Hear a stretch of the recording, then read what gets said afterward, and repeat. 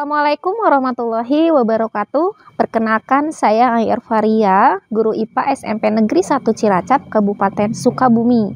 Dalam kesempatan ini, saya ingin berbagi praktik baik yang saya lakukan, yaitu tentang pembelajaran berdiferensiasi.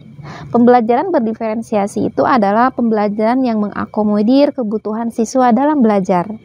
Dan pembelajaran berdiferensiasi sangat sejalan dengan implementasi kurikulum Merdeka saat ini. Untuk lebih jelasnya, bisa disimak videonya sampai selesai.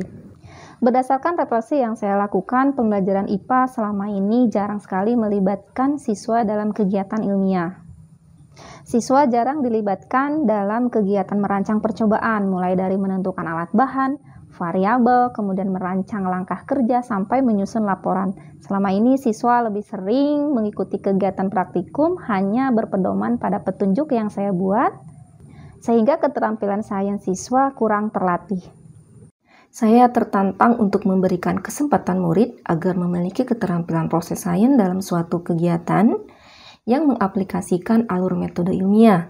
Dalam pengelolaan kelas pun, saya berharap dapat memberikan pelayanan sesuai dengan kebutuhan murid, sehingga bagaimana murid dapat terfasilitasi untuk mencapai kesuksesannya sesuai dengan kebutuhannya. Dalam kurikulum Merdeka ini, saya sangat terbantu dengan adanya platform Merdeka Mengajar.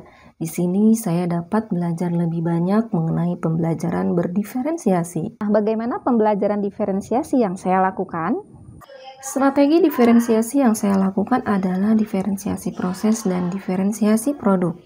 Pada materi metode ilmiah ini, saya memetakan anak berdasarkan kesiapan belajar dan profil murid.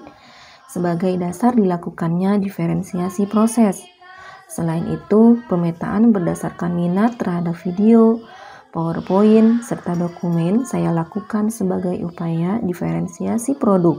Profil belajar dan tingkat kesiapan yang saya temukan berdasarkan asesmen saya manfaatkan dalam penentuan kelompok belajar. Namun, kelompok tersebut tidak dibuat secara permanen, agar tidak menimbulkan dampak negatif kelompok pintar dan kelompok tidak pintar. Sekarang, dari apa yang kamu amati ini, ada yang mau bertanya dulu nggak? Sebelum kalian menuangkan ke dalam suatu tulisan.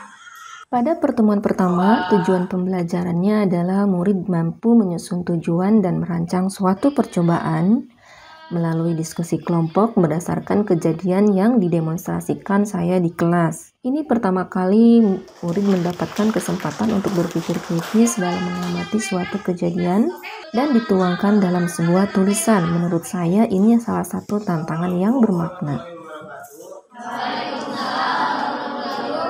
sekarang langkah berikutnya adalah menyusun rancangan percobaan.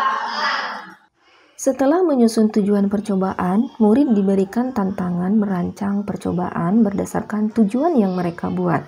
Murid belajar menentukan alat dan bahan yang digunakan secara tepat yang tersedia di lab sekolah. Kemudian menyusun langkah kerja atau prosedur kerja sesuai penalarannya.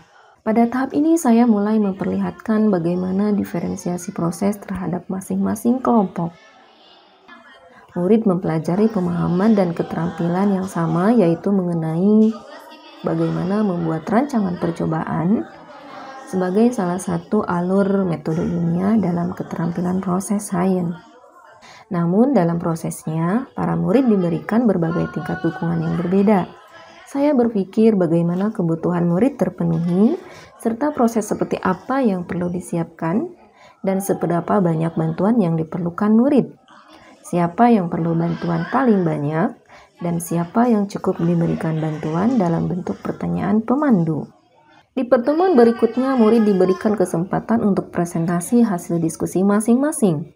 Saat melakukan presentasi, setiap murid merasa disambut dengan baik, saling menghargai, dan saya memberikan kesempatan untuk dapat saling memberikan umpan balik, atau sekedar menanggapi bahkan bertanya, agar kemampuan komunikasi dan berpikir kritis mereka dapat berkembang. Pertemuan selanjutnya adalah melakukan eksperimen. Dari awal pertemuan di topik ini, bahwa pengelompokan dibuat berdasarkan dua kriteria.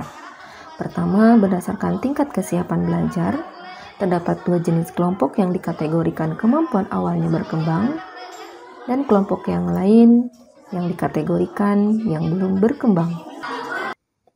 Dalam masing-masing kelompok tersebut terdapat kolaborasi antar gaya belajar murid, sehingga dalam kegiatan kelompok semua murid dapat saling berperan sesuai gaya belajarnya.